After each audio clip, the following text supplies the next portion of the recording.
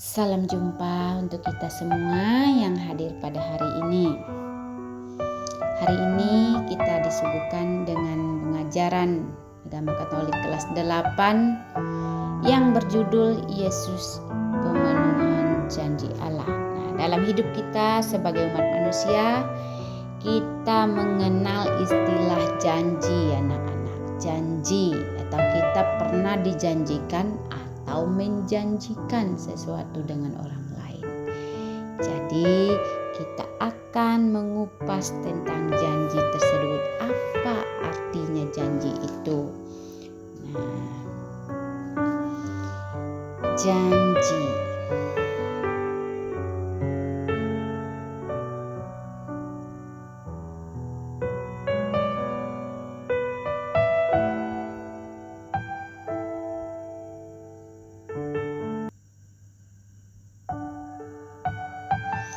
Apa itu janji? Janji adalah ucapan yang menyatakan kesediaan dan kesanggupan untuk berbuat sesuatu. Jadi kesiapan seseorang dalam pengucapannya untuk menjanjikan sesuatu. Begitu juga kalau kita dijanjikan. Jadi janji itu harus diapain? Ya harus ditepati agar tidak mengecewakan orang yang kita janjikan. Nah, kenapa Allah membuat janji pada manusia? Allah membuat janji pada manusia yaitu karena Allah sangat perhatian atau kasihan dengan manusia yang jatuh ke dalam dosa. Karena belas kasihnya lah, maka Allah menjanjikan penolong atau penebus buat manusia itu supaya dia tidak lama-lama dalam kehidupan berdosanya, anak-anak.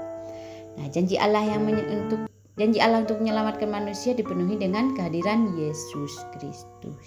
Jadi kenapa Yesus itu pemenuhan janji Allah? Ya karena Allah tadi berjanji untuk menyelamatkan manusia dari dosa. Nah, penyelamatan itu hanya bisa dilakukan oleh Yesus Kristus. Nah, apakah terpenuhi janji ini? Ya terpenuhi janjinya. Kita akan lihat kenapa Allah berjanji kepada manusia ya.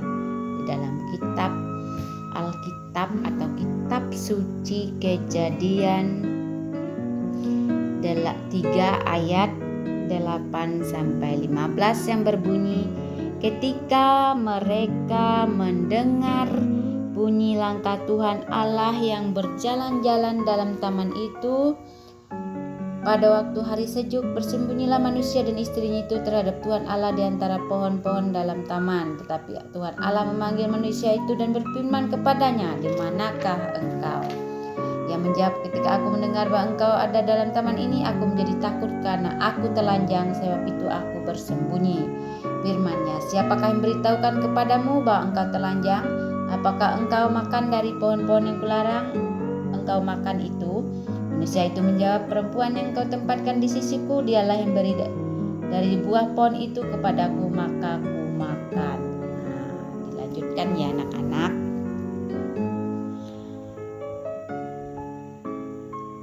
Allah berfirman dengan perantaran anaknya. Nah, di situ kamu bisa baca bagaimana Allah berfirman sendiri melalui Yesus Kristus yang turun ke dunia untuk menyelamatkan umat manusia dari dosa.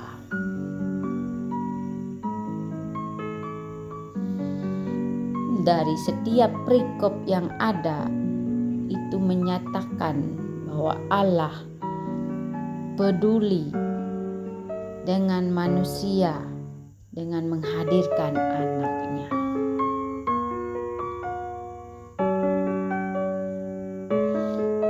Mari kita melihat dari awal penciptaan manusia, Tuhan menginginkan manusia itu bahagia, hidupnya tenang, nyaman, tidak terganggu apapun. Namun pada waktunya manusia sendiri yang jatuh ke dalam dosa, dan itu dilakukan oleh iblis agar ia tidak sendiri dalam kedosaan.